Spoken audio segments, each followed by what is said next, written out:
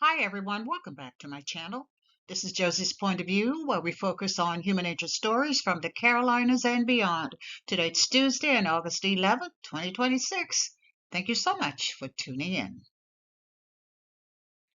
If you're new to my channel, I want to thank you so much for stopping by. I hope you find the information here to be informative. And if you're a returning viewer, by all means, thank you for coming back.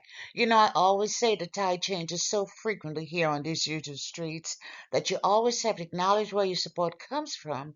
And I want you to know I sincerely thank you for your support.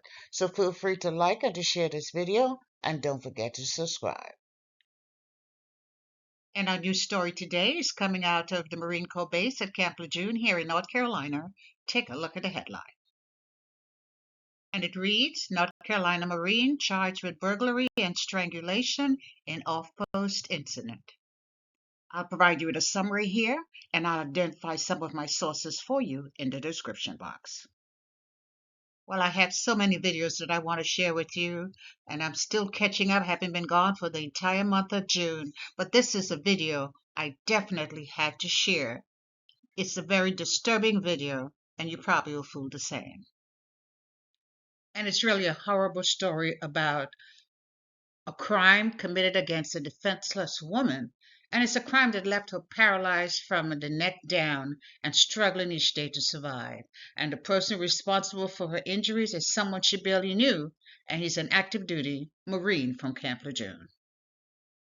And this story really begins in Detroit, Michigan, and stops in our state, but in the city of Wilmington here in North Carolina. Around the end of May of this year, a young woman, a recent college graduate seeking job opportunities, and a new start in a new city. I'm sure it was an exciting time for her. She was staying with relatives in the city of Wilmington as she began her job search opportunities or job search adventure. And 3 weeks later, she was on a ventilator and fighting for her life.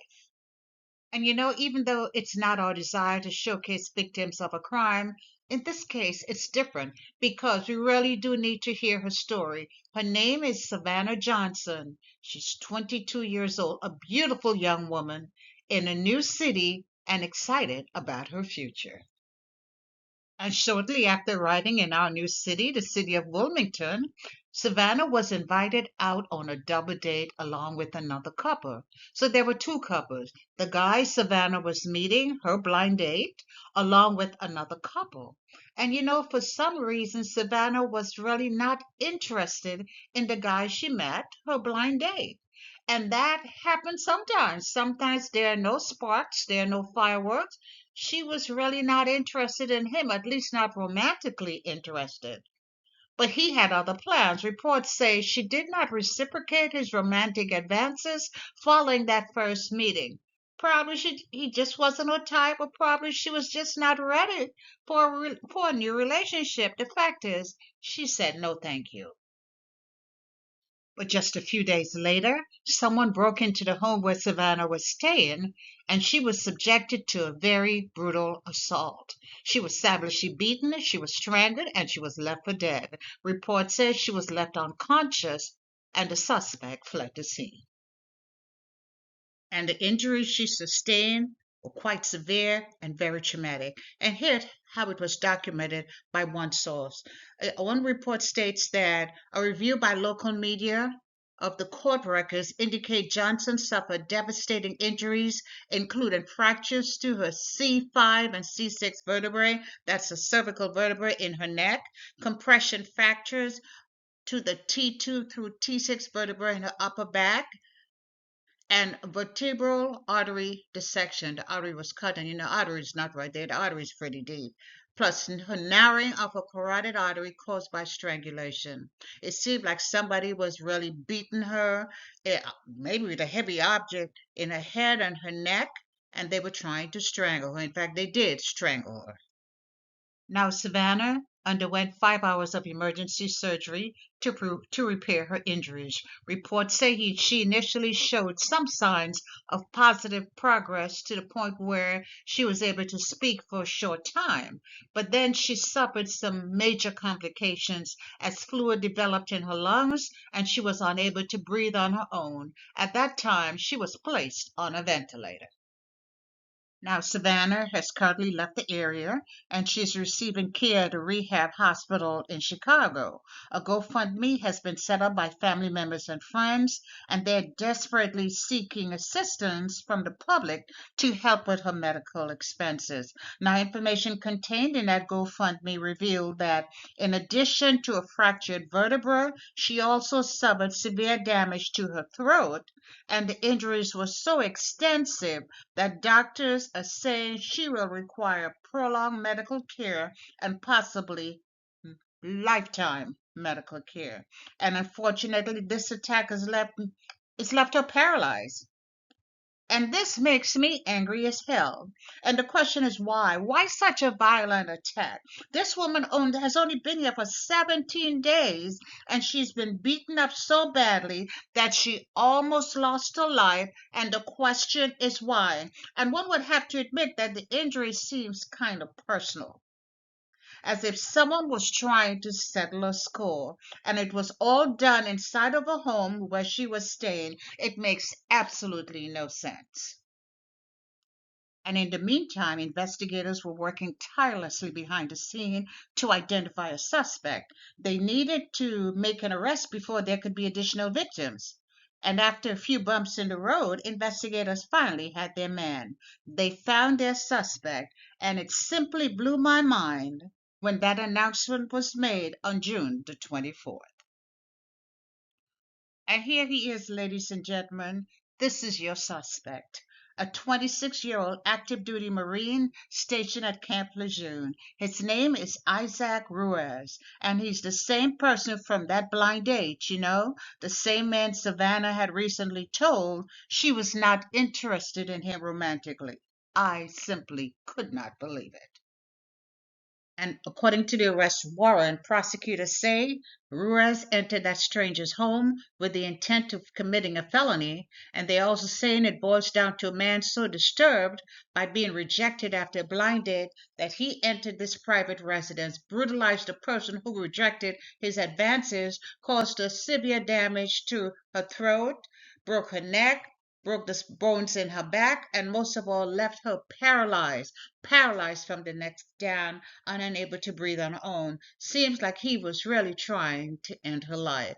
But I have one question. I wonder if there are other things that he did to her that investigators have chosen not to make public at this time. So Isaac Ruiz, our Marine, was arrested by civilian authorities, and he has been charged as follows. He has been charged with first-degree burglary, assault by strangulation, and assault inflicting serious bodily injuries. And I'm just a little confused because I don't understand how he was not charged with attempted murder. Or maybe these are just preliminary charges. Maybe they'll be updated later.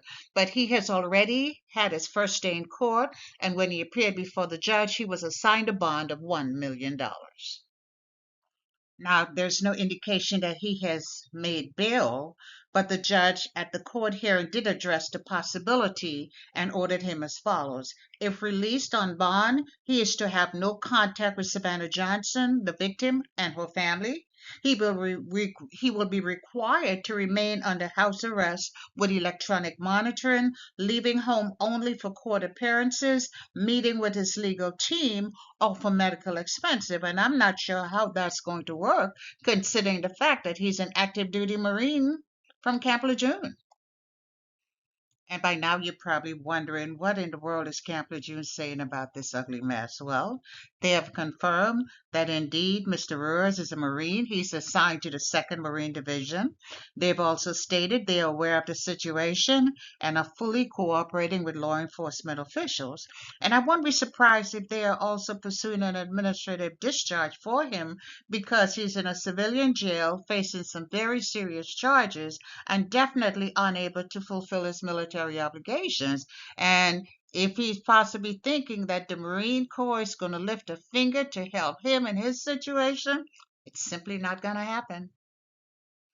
And so Mr. Ruiz, he remains in the New Hanover County Detention Center with his $1 million bond. I neglected to say this is a secured bond, not just a regular bond, it's a secured bond. Now, he did have a court appearance that was scheduled for July the 16th, but that appointment was canceled by the court, and it is now rescheduled for January the 7th, 2027. And before we leave, I just want to return briefly to that GoFundMe account that was set up by Savannah's family and friends. Even though I don't endorse GoFundMe accounts, this is one instance where I just might be willing to make an exception. Now, she's going to need a lot of care, a lot of follow up therapy, possibly for the rest of her life, and her family are asking the public for assistance in obtaining money to help cover some of those expenses. And do you know, since that GoFundMe was set up, the person who made the biggest contribution to that account was her attacker, Mr. Ruiz. He made a contribution of $2,000 and left a message where people are still struggling to understand its meaning. And here's the message. It says, each day that passes, you don't realize how much stronger you're becoming. It will be over before you know it. I'm not sure what that means. Maybe he did not expect her to survive. I don't know, but I'll try to stay on top of this case, and I'll bring you updates whenever they become available. And that's all I have for you right now, but feel free to leave me a comment below and let me know what you think about this video, and by all means, feel free to like it and to share it. And if you haven't done so already, I want to invite you to subscribe to my channel by clicking on that red subscribe button. It's on the bottom right-hand corner of your screen. And if you click on the bell that looks like just like this one, that's the notification bell. If you click on that notification bell, you'll be the first to know whenever a new video is uploaded. I thank you for watching, and I'll talk to you soon. Bye.